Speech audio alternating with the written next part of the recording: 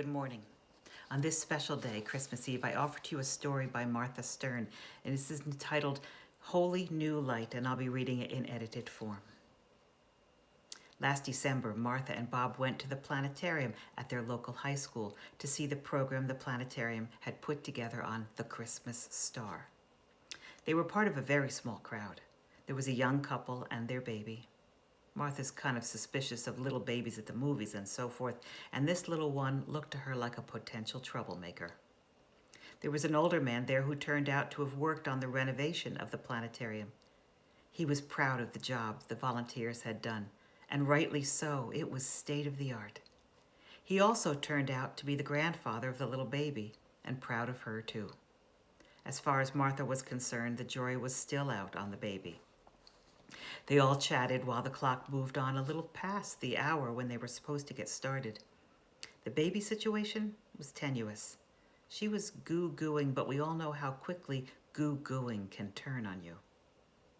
As the minutes ticked by, Martha and her husband looked at the director with that sort of smiling, questioning look you try first when someone isn't doing what they're supposed to be doing.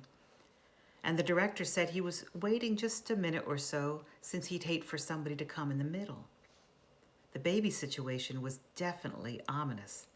She cranked up a little wine, and then, lo and behold, in the door slouched maybe 10 teenage boys, at least 10, and they were all wearing T-shirts with ornery slogans on them. Martha thought, oh great, a reform school on a class outing. Okay, maybe a scout troop, but she didn't think so. They sat down, way down, sliding low into the seats, spreading out all over the planetarium, which is in the round. 2 or 3 were very near to Martha and Bob, looking sullen, as if this Christmas star thing sure wasn't their idea, as if they were dragged there, which they probably were. The baby took it all in, deciding whether to really tune up. There they were, 15 people and a baby. And Martha was thinking, this isn't very promising. Scruffy-looking kids, a nice older man who seemed like a wise kind of guy, but after all a stranger, and the young couple all wrapped up with their baby. The baby, of course, was totally unpredictable. This was not the crowd that she would have picked to catch the Christmas spirit with, not by a long shot. Then the lights began to dim, and dim all the way down to pitch dark. And for a moment there, in that deep velvet dark, Martha felt as if she was totally alone. Nobody else in the world, not the dear one next to Martha or the sullen kid 4 seats over, much less the strangers scattered all around the room.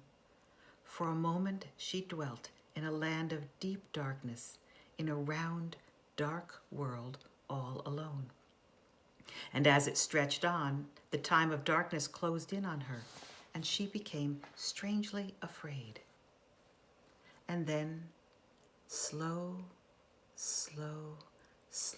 above and all around, the stars began to glimmer, and the planets began to glow just barely red or green or yellow, just a glow. And very distant suns beamed, the hottest ones blue like burning ice. And oh my, the heavens enveloped them all, moving in some kind of stately circle dance all over and around the people gathered. Truly, the stars reveal God's glory. All around that little world, the faces, somehow transformed, were turning toward the light. Even the sullen boy 4 seats over had his head thrown back in wonder and delight, a small smile flickering. And the little baby went, ooh, for everyone. The show was great. Good science, good theology, very interesting. But the best moment for Martha came in seeing that little motley crew afresh, lost in joy and wonder.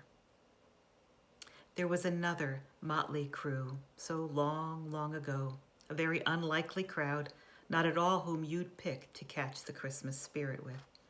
Smelly shepherds, baffled wise men, a first-time father scared out of his wits, and a young woman just done with birthing, worn out, exhausted, hurting. And, of course, the baby, who, as you know, turned out to be a real troublemaker. One who does, in truth, turn the world upside down, who turns these words inside out: Wonderful Counselor, Mighty God, Everlasting Father, Prince of Peace.